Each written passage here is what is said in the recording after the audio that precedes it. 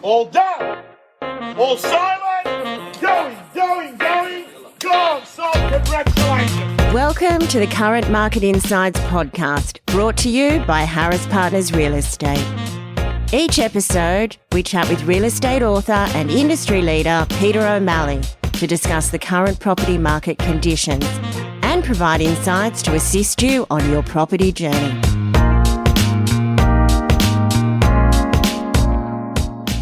Welcome back for another edition of the Current Market Insights podcast. I've got a very special guest in the studio today, Mike Salvatsis. Mike is a buyer's agent, the founder and director of Real Property Buyers. He's got 30 years of experience in real estate. He's got a valuation background. He's a man with many talents. Mike, welcome to the podcast. Thank you very much. I've also got with me, as always, Mr. Peter O'Malley. Welcome, Peter. Oh, thanks, Kieran. Great to be here and good to see you, Mike. Thanks, Pete. Cheers. So, Mike, I want to kick off today. Peter and I, obviously, we work as vendors, agents in the Sydney property market, and we've dissected on the podcast plenty of times what we're seeing and the experience that we're having with our vendors. I'm really interested to get your thoughts and your insights today on how you've seen Sydney property from the buyer's perspective over the last couple of years and leading into this really strange period that we're in right now. Sure, thank you. So look, pretty much, we've been in the buyer's agency space for about 7 years. Pretty much 2020 to 2021, pretty much fear of missing out. So money was cheap. There was a lot of pent-up demand, and we were buying for clients quite simply because they just wanted to enter into the market. And that was a combination of both owner-occupiers and investors.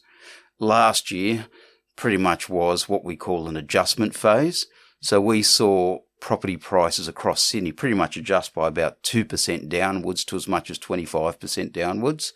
And we were seeing those big 25% drops happening sort of along the northern beaches. The inner west was probably about 10 to 15%, but it was also very price point sensitive. So the smaller adjustments didn't see too much under $1 million, but the minute you were talking sort of like $2 to $5 million, that's where we started to see those bigger adjustments. This year, pretty much it's been a year of working with investor clients and working with owner-occupiers who are either upsizing or downsizing. The market's stable, and we believe it bottomed out in February. And if you look at the CoreLogic results over the last few months, we've pretty much increased in Sydney this year to date by about 7%. Mike, your read on the market there segues exactly with what we've been seeing on the ground. What we have not been able to articulate clearly, probably because we're vendors agents, and the reason we wanted to speak with you today is you are a buyer's agent. What is buyer psychology like at the moment? What is their thought process? Because it would be fair to say that most commentators, not all, but certainly most, right up to the RBA, have been really surprised at the resilience in the property market in the face of these interest rate rises over the last 18 months. No one's surprised about the aspirational demand. It's Sydney after all, but everyone's surprised about the buyer resilience. So what's the thought pattern and the psychology with the buyers in the current market, if you don't mind? Yeah, look, a lot of our buyers are time poor, so time is money to them. A lot of them want independent advice, okay? So you have extremes. You've got those buyers who are talking to us, waiting for the bottom of the market to happen and for the crash. In my opinion, they're the sort of buyers who have been looking for the last 10 years and will probably still look for the next 10 years to find that opportune deal. I'm not seeing that. A lot of our buyers... So that's the sort of buyer that's ringing you up saying, Mike, find us a bargain. Yeah, and look, if you're going to play in the Sydney property market, there's no such thing as a bargain. But basically, most of our clients, they've been trying to do it themselves. And they've been to open houses, they've been priced out of the market, and they've come back to us saying, it's all too hard. As a buyer's agent, we want you to deal with the sourcing, to deal with the negotiation, the due diligence piece, and you have established relationships that are independent with selling agents, and we want you to do all that work for us to achieve an outcome we're happy with. And they're not, those buyer clients, they're qualified. They pay us a retainer. They're pre-approved for finance, and it comes down to us to being able to find them with the property that's going to tick most of the boxes and to tell them what it's worth. So the psychology is pretty much, we've got to get into the market, and the perception out there is, I also agree with this, is that the fact that, we've seen a lot of interest rate increase to 4.1% since May 2022. Cash rate. Cash rates, yeah, sorry. So mortgage rate. Yeah, mortgage rates. And plus. people are saying, well, we've got to get into this market. So I am starting to see a little bit of signs of we've got to just get into the market, because we're expecting that interest rates might potentially increase 1 or 2 times, but they're near their peak. Slightly off topic, but what role does underquoting play in driving clients to you that says, I've bid at 3, 4 auctions, they've gone for sometimes 5% above what the agent says, sometimes 20% above what the agent says. I don't know what to make of this game. If I did this in my business day, Monday to Friday, I'd end up in jail. But the real estate market seems completely cavalier. I like you, Mike. I trust you. Take care of the agents and the process, because I can't handle being told that a property's on the market at $1 million and then it sells or passes in for 1.4. Yeah, look, unfortunately, the last probably since about October, November last year, underquoting's become a lot more prominent. It's quite significant. We've seen underquoting by as much as 35%. And what our perception is in relation to that is, we will talk to the selling agent, we'll get a price indication from them, but all we simply say is, let's just put that to the side. We'll look at the comparable sales and the due diligence, and I can assure you we'll get a lot closer to the number than what has been quoted. And look, it's real unfortunate because people spend money to participate, but the way we provide our service offering, we basically tell them, don't do contract reviews, don't do strata reports, don't do pest and building reports until we actually tell you what the property is worth. So this is where your experience as a property valuer comes into play and helps you as a buyer's agent, is because, with respect, you're disregarding what the agent's telling you. That's not to say that the agent in every case is lying, but you disregard what the agent's telling you on price, and you rely on your own research as a current buyer's agent with a valuation background. Yeah, that's right. And I actually believe we're within 2% of what properties sell for. So when we look at, we go into, we do the inspections, we take note of what the selling agent tells us, put that to the side, then within probably about 48 hours, if our client likes the property, we'll actually say to them, right, based on comparable sales, it's worth between $1.2 to $1.3 million. Forget the agent quoting $1 million. Yes. And then I'll say, based on $1.2 to $1.3 million, if you're within that price point, based on confirmed sales, then I think we should go get the contract review, strata report, or pest and building. So we're saving clients money in the process, and within that 1.2 to 1.3% range, in the main, properties are selling within that range. And I think it's really important to point out the nuance here, Mike, is that if you are outbid by another buyer above the vendor's reserve, you have not been a victim of underquoting, you've been outbid. Yeah. Where you've been a victim of underquoting is when a real estate agent tells you your every chance of buying this property, Mr. Salvatzis, at 1.1 million. Just attend the auction on Saturday, and then you turn up on Saturday and bid in good faith and find out that the vendor's reserve is 1.25, and you'll never have any chance of purchasing that property. That's underquoting, isn't it? Yeah, it is. And look, unfortunately, it's the same companies out there, and you see this, in rising markets. You always see an underquote happening, and that's basically just to encourage interest, get people down there, and then pretty much people are guided naively to some extent. So people are guided by what a selling agent would tell them, go and spend money, turn up to the auction, and the opening bid is well above what was initially quoted. Yeah. Look, a couple of points I'd throw in there. Victorian NCAT has just issued, I don't know if you saw that, come out, $500,000 in fines to the real estate industry in Melbourne for underquoting. So they have looked at what's going on there, which is a replicate system of what's being used here in Sydney, but they've they've brought the hammer down, if you like, on the tactic, and good on them for doing so. But there's a subtlety that's happened as the market's been in a downward trend. I've actually found in recent months, going back to your point about underquoting becoming more acute from last October onwards, I think as sales volumes plummeted and agents needed to shift properties off their books, I think underquoting actually got worse. See, during the boom, you didn't need to underquote because a crowd of buyers were going to turn up and bid anyway, weren't they? Yeah. But in a market that was rapidly falling as it was in 2022, agents were saying to their vendors, you've essentially got to underquote, get in front of the market, create competition, and I'll do my very best for you on auction day to get the price back up there.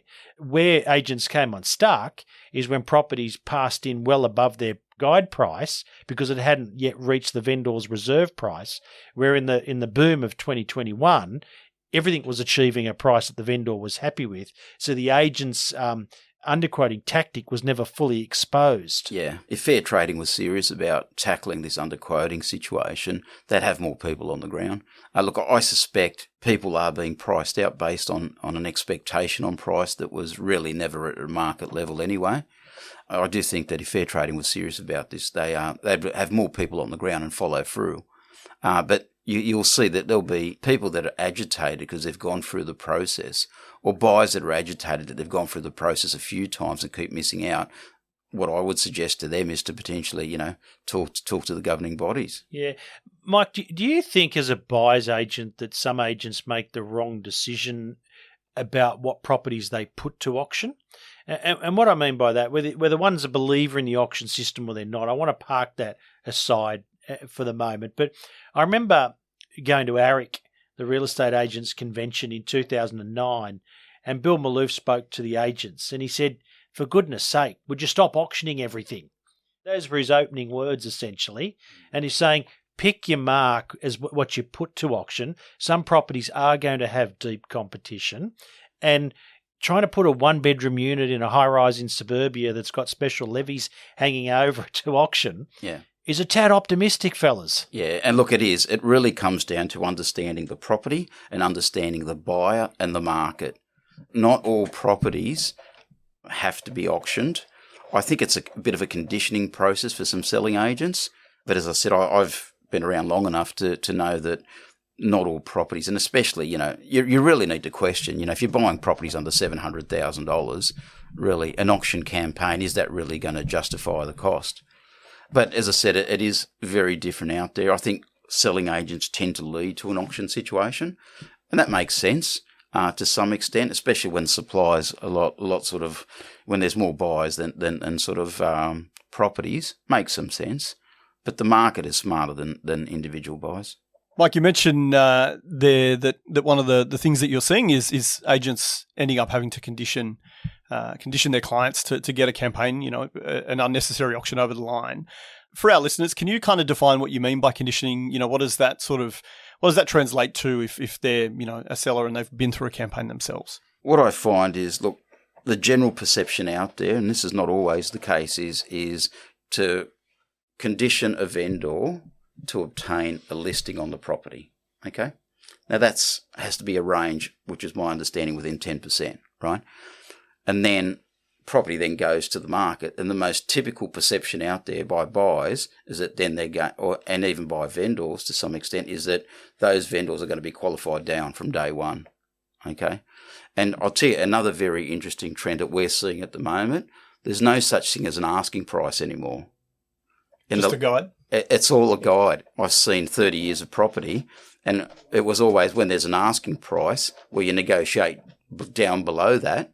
Today, no one's game enough to put in an asking price. Everyone says now it's a price guide. And I've got to educate buyers. Well, this doesn't actually mean that you can buy it for this amount. It just means generally that's an indication, and then you work out whether you're going to pay more or less than that. So that's something that's really changed in the last couple of years. There's no such thing as asking prices anymore. You mentioned there that you, with something like the asking price, you're finding yourself having to educate your buyers more and more around what it means, what the process, involves and what the steps are. In your experience, your many, many years in the industry, have you found that you are having to educate your buyers more these days? Has the market kind of changed in terms of how it transacts, or are people generally more informed when they come to purchase? Oh, look, the average buyer doesn't come to us. They've already been out there trying to do it themselves. They've probably missed out on a couple auctions or been unsuccessful.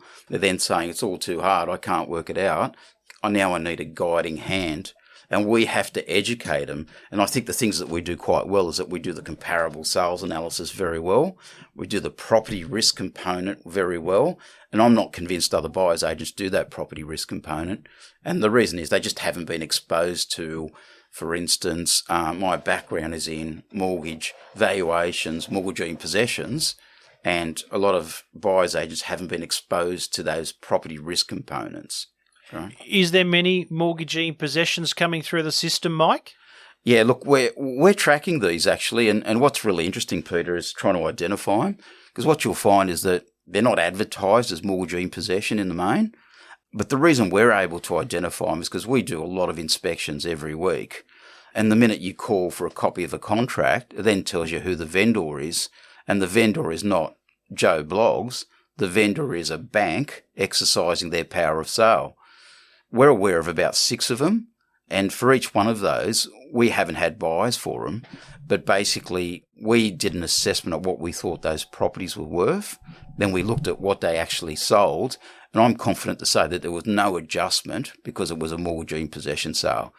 So it achieved full market value? Yeah, it achieved full market value. Banks, when they go down the mortgagee possession process, they want a current market value, then they want a for sale assessment. That for sale assessment is adjusted downwards.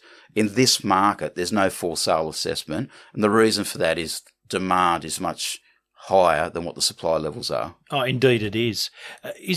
I'd say that's good play from the banks, that they're not highlighting the fact that they're mortgagee in possession, and they're unlike the ghastly days of the early 90s recession where that was a common moniker out there in the real estate world. Yeah, look, and there's reputational issues around that. Banks don't want to be seen as though they're the bad boys or girls, but basically there's other ways of marketing it. When we see sort of vendor has to sell, or if we see sort of, property must sell, that triggers us to investigate those properties a little bit closer. And calling for the contract is the only way that you will identify whether it is a true mortgagee possession. Yeah, very interesting. Mike, interest rates have gone up, as we know, quite steeply over a 16-month period now. There were no shortage of doomsayers when inflation sort of broke out, suggesting that this sharp rise in interest rates would see the property market come crashing down, which it hasn't. From your experience as a buyer's agent, why has the property market been so resilient in the face of these rate rises? Yeah, look, I think it comes down to lack of supply, if I can use that term. So we're not building fast enough. We don't have the approval process to a level where it needs to be able to construct more properties. Banks and lending to developers is a no-go in terms of mainstream banking. We've got vacancy levels at around 1.3% across the country. And basically we've got increases in overseas migration. We've got more international students, and the expat component is increasing also. So basically, in a nutshell, supply is significantly below what the demand is for buyers out there in the market, and that's underpinning the market. So if we've got a scenario like we do at the moment, where you say we've got all of these factors contributing to something of a supply crisis, and we've just come through an adjustment period, and prior to that we had high demand boom period.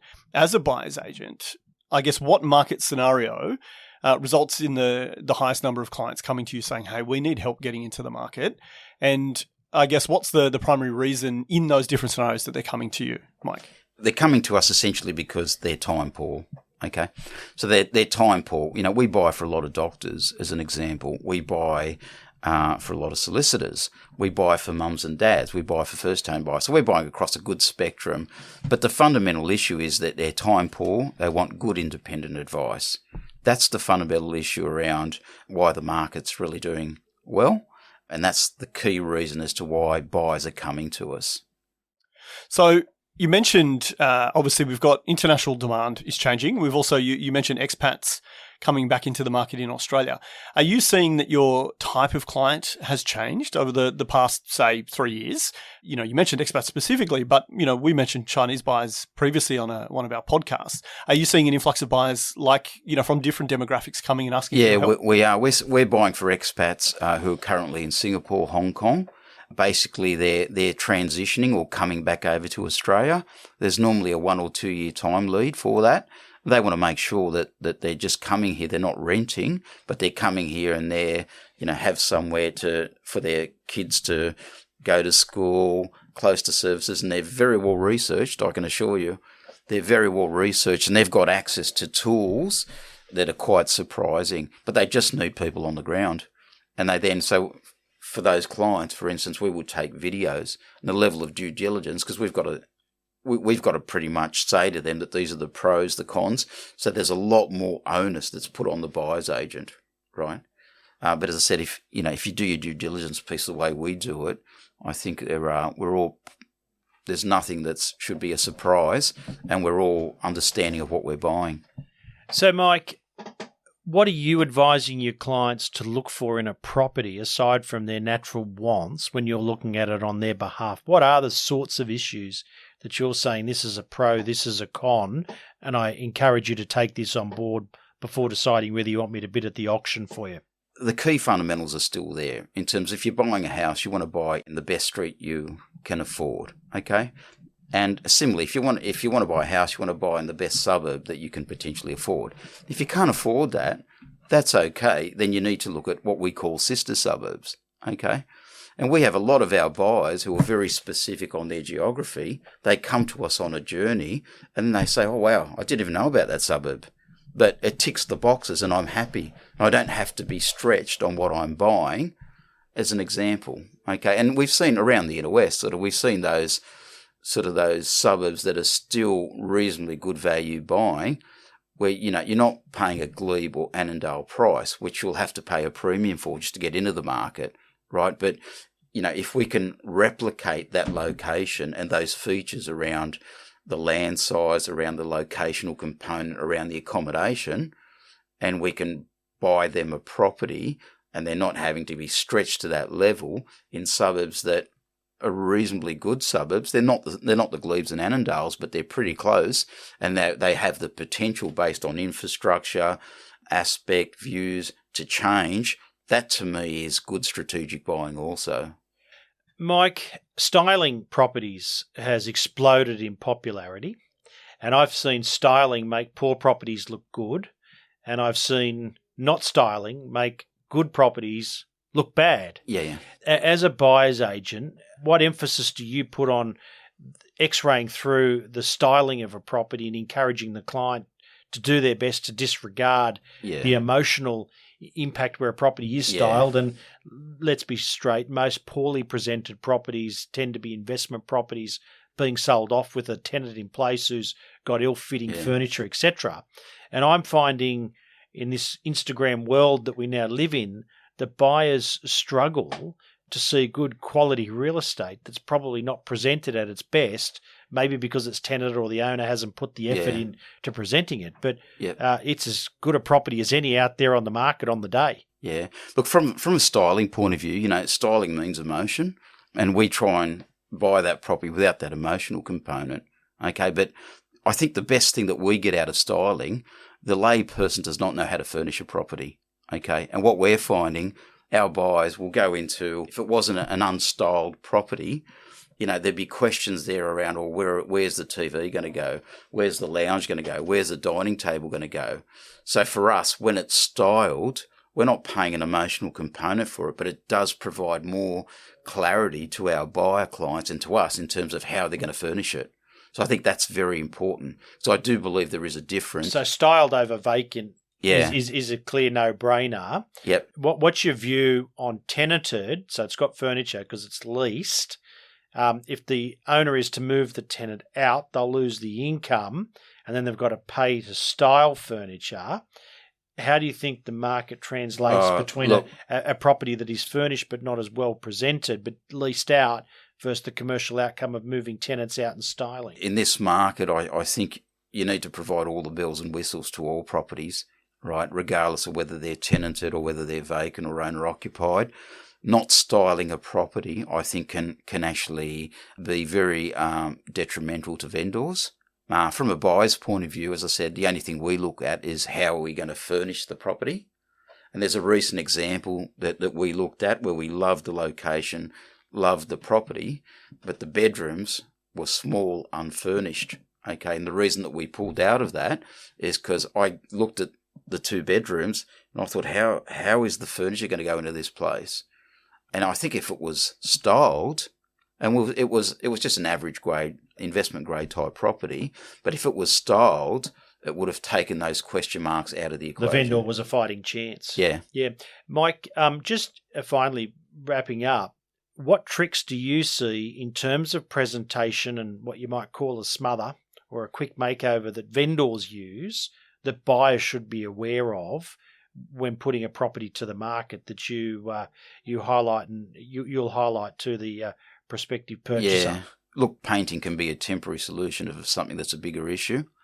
Okay, so we need to understand when it was painted, why it was painted, getting pest and building reports, good pest and building reports, because they vary out there in the market. That can identify issues. Landscaping sometimes, and furniture being strategically placed in certain positions can potentially hide something that might be a bit of concern. I think it all comes down to doing detailed inspections. We don't buy properties on one inspection, so we'll look at them 2 or 3 times, and you should always look at it, sort of at different times of the day, potentially, get an understanding of the street. But look, there's a lot of tricks out there. I mean, I had one situation a few years ago in the backyard where we bought the property and there was a pot plant in the middle of the yard and we couldn't make sense as to why it was there. Okay, so I moved the pot plant and below there was drainage that wasn't connected. So, but that pot plant was strategically placed there. Now, whether the selling agent knew of that or not, I'm not really sure, but it came obvious to us. I moved, because there's this pot plant sitting in the middle of the yard. It didn't make any sense. So I just moved it, and then underneath, there's a can of worms there. Yeah, like always, it certainly pays to do your research before committing to such a big purchase. Mike, really great chat today. I think we've certainly got some really insightful information, and it's really great to get a perspective from, the other side of the sales fence. I guess as we wrap up, for any of our listeners out there that do need a buyer's agent, what's the best way for people to reach out to someone like yourself? Yeah, look, Real Property Buyers, that's our company name. I'm the principal buyer's agent. We've got a team that work with us. Basically, our email address is inquiry@realpropertybuyers.com.au. If you want to call me direct, that's also okay. It's Michael, 0402 897 083. Tell you what we'll do, we'll put your contact details in the summary of this podcast today. Thank you very much for joining us here today, Mike. It's been a real pleasure. Thanks, gentlemen. I appreciate it. Thanks, Mike. Really appreciate it today. Thanks for joining us on the Current Market Insights podcast, brought to you by Harris Partners Real Estate, the podcast providing real estate insights you won't find anywhere else.